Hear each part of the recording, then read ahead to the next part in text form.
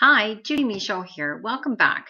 Today we're going to talk about tools for finding a job, and we're going to go over a resume.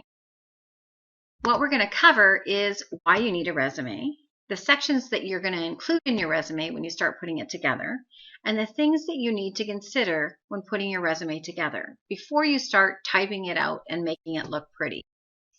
So why do you need a resume? Well, a resume is a way to present yourself to your employer. It's like your calling card for job seekers today. And without a resume, you might not even get an interview. It used to be that you could go and apply for a job, walk into a company, ask if they have any job openings. They might give you a simple interview, sit you down, and offer you the job.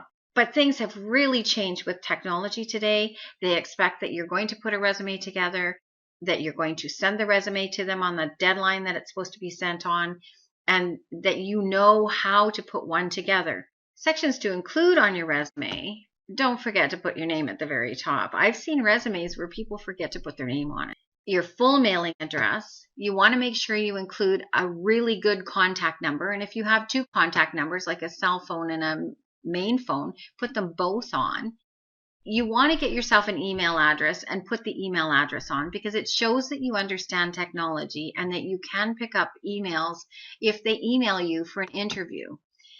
You absolutely must include your skills, and in a later video we'll talk about how do you brainstorm to put the skills on your resume and what does that look like.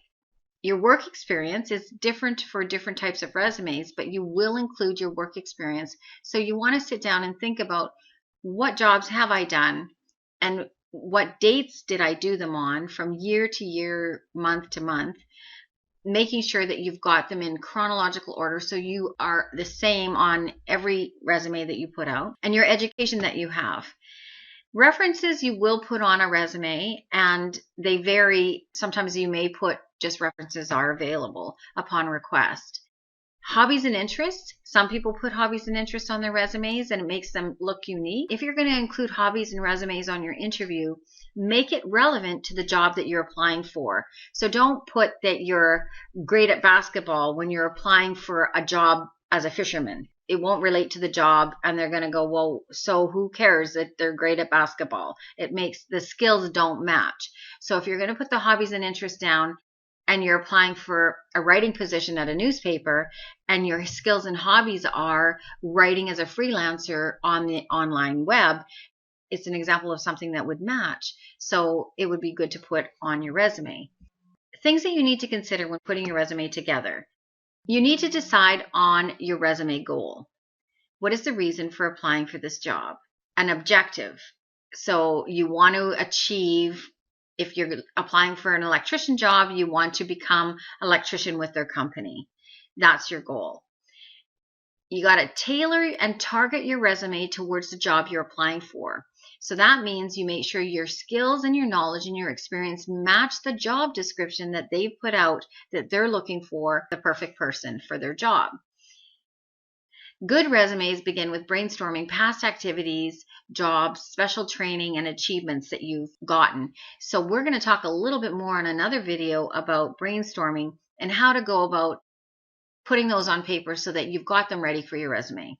When writing your resume, use action statements and words, and we will go over that more in detail on another video. Select the type of resume that's best for your prior experience. In another video, we're going to go over the different types of resumes and how do you choose the type of resume that you need for your skill set. Other things that you need to consider are also your resume should be 1 to 2 pages long. Now, I have seen 3 to 4 page resumes that are very good, and it's because the person has a lot of experience and they want to showcase that because it's a really high-paying job. You want to pay attention to the details. That is so important. You do not want any spelling mistakes, anything on your resume that is not exactly truthful, and it's the time that you did it. So you have to really pay attention to those details on your resume. Make sure that your information on your resume is accurate, meaning if you worked at a job from June 2014 till May 2015, but you put that you worked from June 2014 to August 2015, and then they phone that employer and that employer says, well, no, they left in May, it's not accurate. And then you look like you're lying on your resume, which really it wasn't. It was just an error on your part because you didn't check your date. So make sure that's one of the common mistakes in a resume is people don't check the dates that they worked from the date that time they started until the time they finished.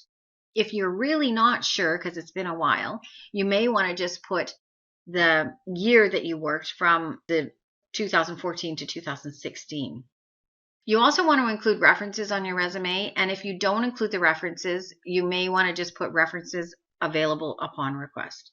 I said pay attention to detail earlier, but make sure you check your spelling and your grammar. It's the very last thing that you do once you've formatted your resume and you have everything ready to go. You are going to check and double check that spelling and grammar. Because if somebody's reading your resume and they find a typo or a spelling mistake, it could mean you get the job or you don't get the job. And that's how picky this market can be today. It's very competitive. The reasons why you need a resume so that you make sure that the person that's hiring you understands who you are and it puts your best foot forward immediately to them. And people don't even hire people without a resume anymore. 90% of the time, if you do not have a resume, they're not even going to consider you for the job. Sections to include on your resume. We talked about your name, your address, your phone number, your telephone, etc. Put that list in front of you when you're putting your resume together. Make sure you have everything that's on that list on your resume. Things that you need to consider when you're putting your resume together. We talked about the 10 different things that you want to consider when doing your resume. Paying attention to detail is one of the most important, and making sure that you're not stretching the truth in any form whatsoever on your resume. If you're not sure, check, find out, recheck, and make sure that everything is completely accurate. Because if they call your references and they get a different picture, you're going to not get that job. And you would have been maybe that close to getting the job. So that's getting started with a resume. See you in the next video.